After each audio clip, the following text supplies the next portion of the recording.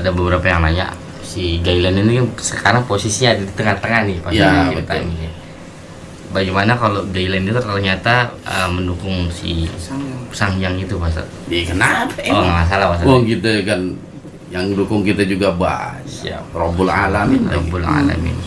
Punya ya. Iya. Yang jelas kita gak usah khawatir dengan hal-hal seperti siap. itu. Karena apa? Kita punya tugas berjuang. Hmm. Tugas manusia itu berjuang, bukan mencari kemenangan, bukan. Masya Allah. Nggak ada perintah carilah kemenangan bla bla bla, nggak ada. Yang ada perintah tuh itu harus berjuang. Kemenangan urusan Allah itu. Masya Allah. Iya, kemenangan itu urusan Allah. Masya Allah. Dan mungkin awal kita sekarang ini adalah awal dari sebuah perjuangan yang mungkin nanti akan diikuti generasi kedua, generasi ketiga, dan terus seperti itu. Generasi ke-6 Ustaz. Generasi ke-6, generasi ke-7. Yang penting tugas kita udah berjuang aja, kita bersiar udah itu. Betul Pak Ustadz. Iya. Kemenangan bukan urusan kita, itu urusan Allah. Yang penting kita harus tetap sabar dalam perjuangan ini, tetap istiqomah dalam perjuangan ini. Seperti itu.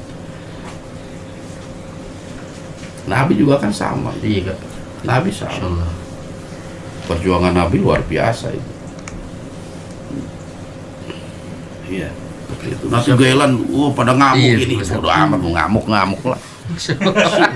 Lah iya mau ngapain lagi? Jadi seakan-akan merasa ingin ditakuti juga mereka Pak Ustadz ya. Nah, Iya Kak ya. Betul.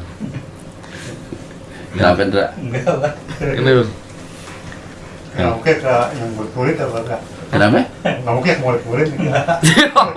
Mau dipulin. Yang ngamuknya ke murid-muridnya Pak Ustaz. Siapanya tuh? Leman nanya Pak Ustadz. Yang Leman nanya Pak Ustaz. Leman. Agak ke apa gitu. Nggak, kayak gini, begitu mau tempur kita ada Pak Ustaz, nomornya aneh dulu gitu. Kelepi dulu. Dicicil banget. Masya Allah. Tapi banyak yang dendam sekarang mah aneh. Maluku Selatan. Karakter setan tuh kayak begitu. Dia selalu mencari titik lemah. Makanya ente jangan lemah. Dengan adanya hal kayak gini tuh seharusnya memotivasi kita. Betul. Memotivasi. Jangan nanti juga Gailan lawannya Abah gitu. Saya mah nyantai-nyantai, nggak boleh seperti itu. Masing-masing kita harus mengambil peran gitu. Ini sebagai satu motivasi gitu. Betul. Kalau semua makhluk Sang Hyang ini nyerang aneh semua, ente mah santai-santai semua, nggak pada baca Quran, nggak pada zikiran. Betul Ustadz. Seperti itu. Jadi itu juga harus termotivasi untuk membentengi diri dengan doa-doa. Ini kan nggak kurang-kurang juga ngajarin doa-doa perlindungan Insyaallah. itu yang harus kita Insyaallah. amalkan terus. Insyaallah. Seperti itu. Iya. Apapun yang terjadi, itulah yang ditakdir.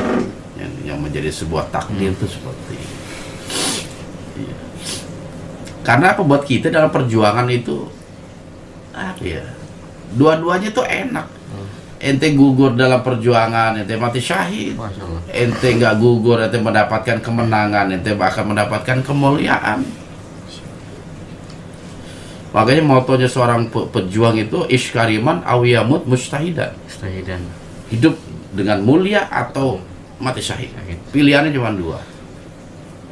Masya Seperti Allah. itu. Dan beruntunglah mereka yang mendapatkan mandat atau catatan akhir hidupnya sebagai syuhada. Itu luar biasa. Orang berlomba-lomba untuk mencapai titik syuhada tadi. Karena kemuliaan yang Allah berikan kepada para syuhada itu luar biasa. Masya Allah. Jadi di akhirat nanti, Nabi dan Rasul itu kan dia bighairi hisab, dia nggak dihisab sama Allah karena nggak ada dosanya, tidak mengalami yang namanya padang mahsyar yang kita bisa tenggelam oleh keringat kita. Mereka tidak melewati sirat, mereka tidak mengalami yaumul mizan, yaumul hisab.